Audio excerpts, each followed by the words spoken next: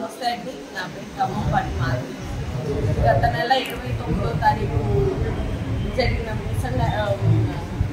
వాంటెడ్గా జరిగిన ఒక ఎస్ఓటి వాళ్ళ ఇష్యూలో షేమింగ్ యాక్ట్ కింద కేసు అవ్వడం అయింది. రాయదుర్గం పిఎస్లో దాన్ని కోర్టుకి వెళ్ళి చూసుకునేవాళ్ళం. అది ఫైన్ కట్టేస్తే అయిపోయే అతి చిన్న కేసు అది. దాన్ని ఎస్ఓటి వాళ్ళు రిలీజ్ చేశారా, ఎవరు రిలీజ్ చేశారా అనుకుంటూ మీడియాకు కొన్ని ఫోటోలు రిలీజ్ చేశారు, వీడియో కూడా పెట్టారు. ఆ వీడియోను బేస్ చేసుకొని 1-2 మీడియాలు వార్తలు రాయడం జరిగింది. 1-2 మీడియాలు రిక్వెస్ట్ చేయగా వాళ్ళు తీసేశారు. ఇది నిజం కాదండి అన్నది తీసేశారు. కానీ సుమన్ ఛానల్ వాళ్ళు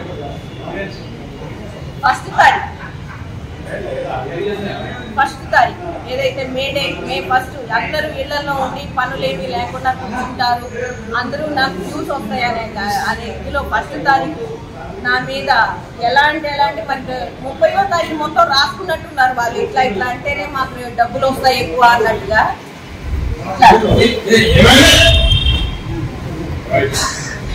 హైదరాబాద్ లో లేడీ డాక్టర్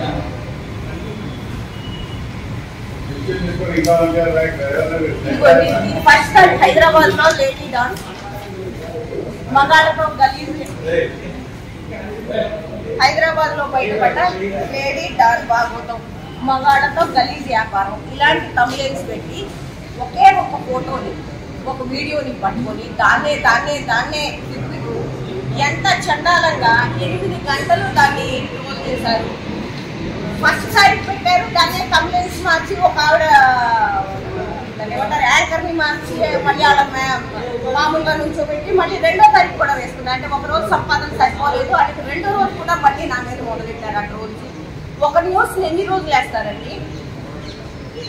2వ తారీఖు 1st తారీఖు ఇదంతా చూసిన తర్వాత నేను మనస్తాపానికి గురై యాక్చువల్గానే ఒక లెటర్ మీద వీళ్ళే నా చావుకు కారణం టీవీ ఛానల్ వాళ్ళే అని చెప్పేసి రాసుకొని నేను సూసైడ్ అటెంప్ట్ వెళ్ళిపోయి నేను హ్యాంగ్ చేసుకుంటే నాకు ఫోన్ వచ్చింది. మా సిస్టర్ ఆ ఫోన్ పట్టుకొని వచ్చింది. తలుపులు మా ఇంట్లో నా తమ్ముళ్ళు వాళ్ళు ఉన్నారు, తలుపులు పగల కొట్టేసి నన్ను తీసేసి ఇట్లా చచ్చిపోతాం అని ఆడవడం సంథింగ్ జరిగింది. జరిగిన తర్వాత నాకు ఆ తర్వాత అనిపించింది నేను ఇప్పుడు చచ్చిపోతే విషయం నిజమైపోతుంది, ఇట్లా కాదు, దీన్ని నేను వ్యతిరేకించాలి, దీని మీద ఫైట్ చేయాలి అని చెప్పేసి అనుకున్నానండి. నేను 2వ తారీఖు ఈ ఇష్యూ జరిగిన తర్వాత సాయంత్రం 6:40 సుమారుగా నేను సుమన్ ఛానల్కి వెళ్ళాను. సుమన్ ఛానల్కి ఏడుస్తూ వెళ్ళానండి. మహా దేనిగా బాధగా అసలు ఎవరికి చెప్పుకోవాలో తెలియక ఏడుస్తూ వెళ్ళాను. వాళ్ళ తెలిసిన లాయర్ గారు తరఫున తమ్ముడు చరణ్ గుర్వన్ అక్కడికి వచ్చాడు, అతను పంపించాడంట. అక్క ఇట్లా ఏడుస్తూ వచ్చారు, వేరే కాదు ఏం జరుగుతుందో ఒక్కళ్ళే వెళ్ళారు, బాధతో వెళ్ళారు, వాళ్ళు వెళ్ళారో లేదో చూడన్నట్టుగా. తను వచ్చి అక్క మీరు ఆగండి, ఇట్లా డైరెక్ట్గా వెళ్ళకూడదు అని చెప్పేసి పోలీస్ దగ్గర పర్మిషన్ తీసుకొని ఆ పోలీసుల ద్వారా లోపలికి వెళ్తున్నామని లోపలికి వెళ్ళి ప్రాధాయపడ్డానండి చేతులు ఎత్తి. కానీ వాళ్ళు పట్టించుకోకపోగా ఒక మార్కెటింగ్ డైరెక్టర్ వచ్చారు, ఆయన పేరు రాంబాబు గారు సంథింగ్ ఏదో ఉంది. రాంబాబు గారితో ఒక అరగంట కూర్చొని చెప్పాను, సార్ ఇట్లా జరిగింది అది కృష్ణ చైతన్య కృష్ణనో సంథింగ్ ఒక అతను ఉన్నాడు, అతను నన్ను మిస్లీడ్ చేశారు, వెళ్ళండి మా సార్తో మాట్లాడండి అంటే నేను అతనే సుమన్ గారేమో అనుకుని ఒక అరగంట నా గోడంతా చెప్పుకున్నాను. ఆ తర్వాత ఆయన నేను దీనికి సంబంధితుడిని కాదండి, మీరు సార్నో మేడంనో కలవండి అన్నట్టుగా మాట్లాడారు.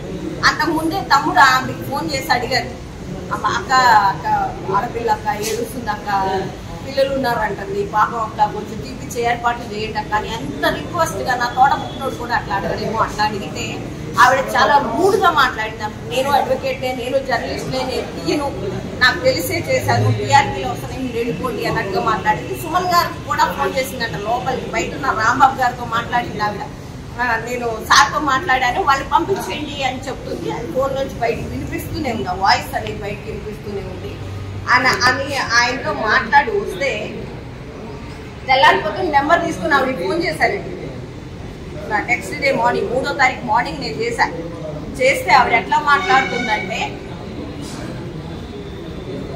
అది అసలు ఎట్లా మాట్లాడుతుందని వినటమే తప్ప మీరు దానికి నాకు చెప్పడానికి కూడా అట్లా అంత రూడ్గా, అంత పొగరుగా, అంతకు మినిమం సెన్స్ లేకుండా ఒక ఆడపిల్ల ఎందుకు మాట్లాడుతుంది అని లేకుండా, ఏంది మేడం ఇట్లా లేని ట్రోల్ చేస్తున్నా అంటే ఎఫ్ఐఆర్లో ఉంది, నేను ఎఫ్ఐఆర్లో ఉన్నదే రాశాను, నాకు పోలీసులు ఇచ్చిందానే రాశాను అన్నారు. మీరు చూడండి పోలీసులు ఏమి ఇచ్చారో, ఇది ఎఫ్ఐఆర్ మా మీద ఏదైతే ఫైల్ చేశారో 30th ఇచ్చిన ఎఫ్ఐఆర్ ఇది. మరి ఈ భాగవతాలు, ఈ రంగులు, ఈ గొంకులు, మరి బడాబాబులు ఎక్కడి నుంచి వచ్చారో మరి నాకు తెలియదు, మరి ఆవిడకి ఎక్కడి నుంచి వచ్చారో నాకైతే తెలియదు.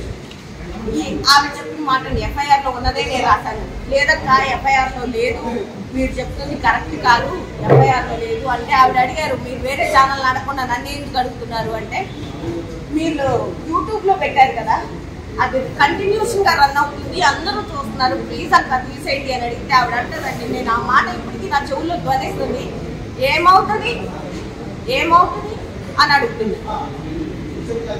ఏమవుతుంది యూట్యూబ్ లో పెడితే ఏమవుతుందండి,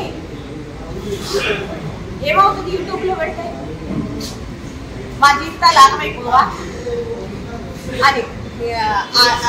మళ్ళీ ఇంకొక విషయం అండి, ఇందులో ఆ ఎవరైతే మార్కెటింగ్ డైరెక్టర్ ఉన్నారో ఆ మార్కెటింగ్ డైరెక్టర్ పేరు బేవస్ అంట, మార్కెటింగ్ డైరెక్టర్ పేరే బేవస్ అంట.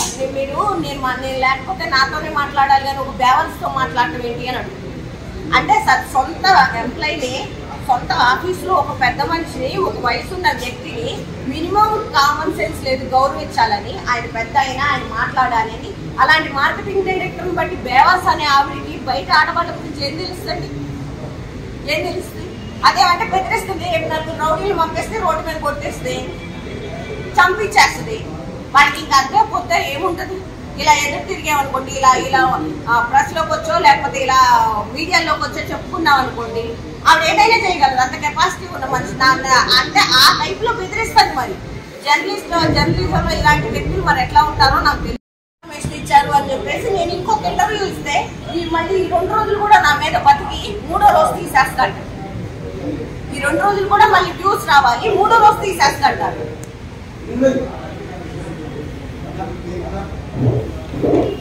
అంటే వీళ్ళది ఏంటి అంటే మాది సుమన్ ఛానల్, మమ్మల్ని ఏం చేయగలరు, మాకున్న ఇదేంటి, మా పరువు ఏంటి, మా బ్యాక్గ్రౌండ్ ఏంటి, వీళ్ళు మమ్మల్ని ఏం చేయగలరు అని. ఏం చేస్తామంటే ఇలా దిగజారిపోయిన వాళ్ళు ఏం చేయలేము. మీడియా అంటే ఒక గౌరవం ఉంది, జర్నలిస్ట్ అంటే ఒక వ్యక్తిత్వం ఉన్న మనుషులు అని ఉంది. నేను జర్నలిస్ట్ ని, రిపోర్టర్ ని, లాయర్ ని ఇట్లా కమ్ములు చెప్పుకుంటూ ఇలా దిగజారిపోయిన పనులా చేసేది. వ్యక్తిగత విషయాల్లోకి వెళ్ళి, సొంత విషయాల్లోకి వెళ్ళి మాట్లాడడానికి ఎవరండి వీళ్ళంతా? ఏదైనా జరిగిందా, నా ఇంట్లో ఏదైనా జరిగిందా, మీరు చెప్పినట్టు ఏమైనా జరిగిందా చెప్పండి.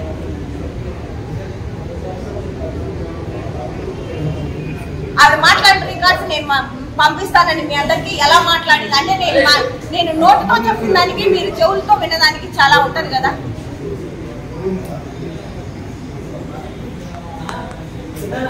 పెద్ద పెద్ద కార్లు, పెద్ద వేసుకొని అవడంతోనే జనం ప్రాణాలతో, జన వ్యక్తిత్వాలతో ఆడుకోవాల్సిన అవసరం లేదు. ఆవిడకున్న ఇది ఏంటంటే ఇప్పుడు ఏం చేస్తాండి, మీరు అన్నట్టు తెలియకపోయినా ఏం చేయలేము. సిసిఎస్ కంప్లైంట్ ఇచ్చారు,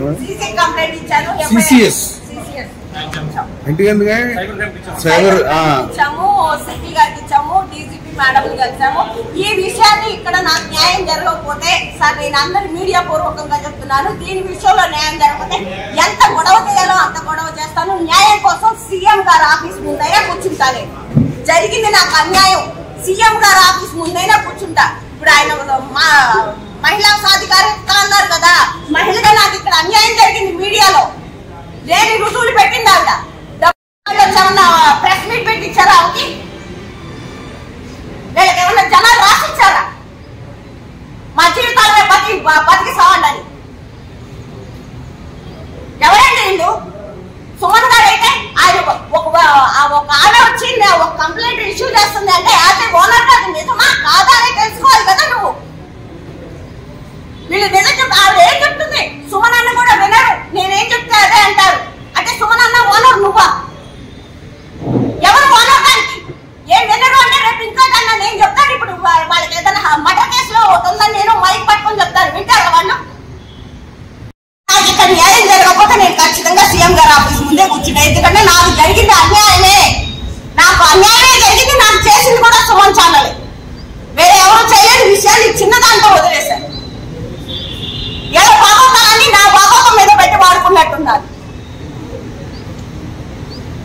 నేను దీని బాధ్యతనే పెద్ద తరహాగా తీసుకెళ్లాలనుకుంటానండి. అసలు నన్ను ఎందుకు టార్గెట్ చేసింది ఈవిడికి ఎవరైనా డబ్బులు ఇచ్చి చేపించారా లేదా వాంటెడ్ గానే నేనంటే పగుందా, అసలు ఏం జరుగుతుంది అనేది నేను చాలా చాలా ఉన్నానండి. ఏమైతే నేను మళ్ళీ మీ అందరికీ చెప్తున్నా, మహా అయితే చంపేస్తుంది.